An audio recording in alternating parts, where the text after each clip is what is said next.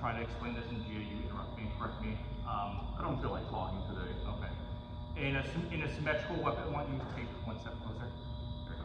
In a symmetrical weapons matchup, Toma refers to a distance at which no strike can succeed. Either I would have to take a passive step with such distance and time that Gia would either outright miss, or even if it could hit, Gia would have all the time in the world to be able to respond and just kill me. So Toma is too far. Uchi, we're on here for katana. Do you agree? Yeah. So Uchi is theoretically you could land an unopposed strike if Gia literally frozen. I could hit that there. Practicality doesn't work out to do that. Chikama is around here. This is if you are in Chikama, basically whoever's going first is gonna land a clean strike, and then Suba Zeriai, Suba clash from here. In a symmetrical weapons matchup, what you can do is if you are out of range in Toma, you can cut to Uchi to try to force your opponent to do something. So I can go, even if I don't do it, even if I have no hope of landing the strike, I can cut to Uchi to try to force him to open a gate and get him to respond in some way. Oh, and if he's parrying that gate, maybe I can penetrate with another hit. But you can cut from Toma to Uchi, or you can just quietly edge your way into Uchi. From Uchi against an intelligent opponent, if you try to execute a strike, they will respond.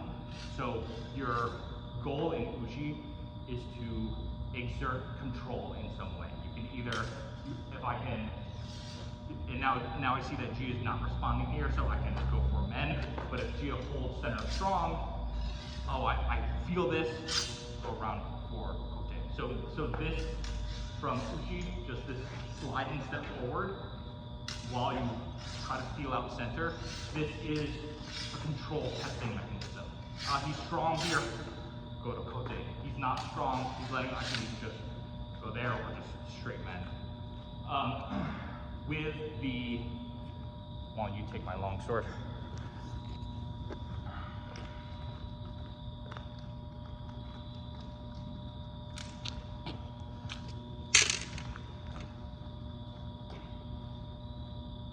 With the katana longsword matchup, there is no Uchi for the katana side. If I think I'm in Uchi here for the longsword purposes, he's in Chikama. He will kill me and win. So what the katana person can do is try to, this is not Uchi, this is Chikama, so I need to be fading, ready to parry and fade away as possible. So I can do this to try to bait response from him.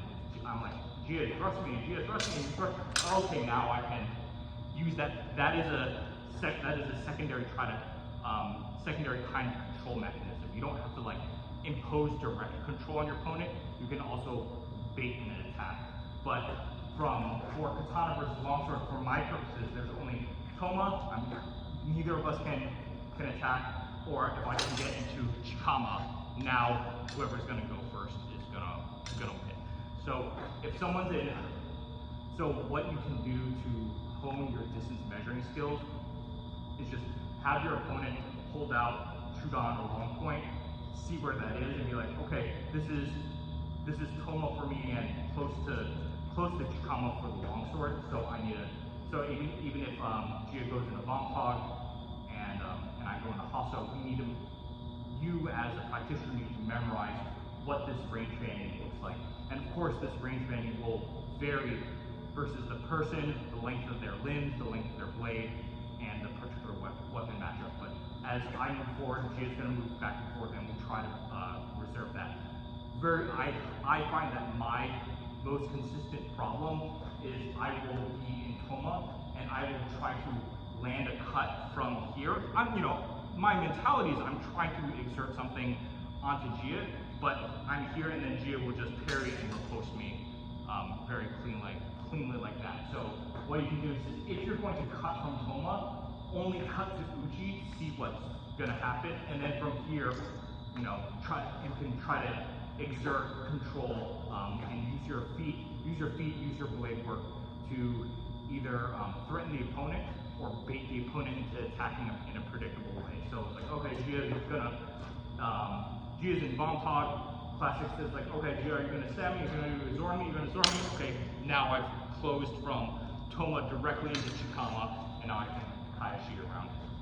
So think about those range bands, and if you keep getting parry reposted, it's probably because you're cutting directly from Toma into Chikama, losing the tempo, and then the other person has the tempo there to fill in a parry riposte there. So if you're going to go from Toma to Chikama, you need to have control of that moment, either through your feet or through baiting them to take first tempo, and then you can beat off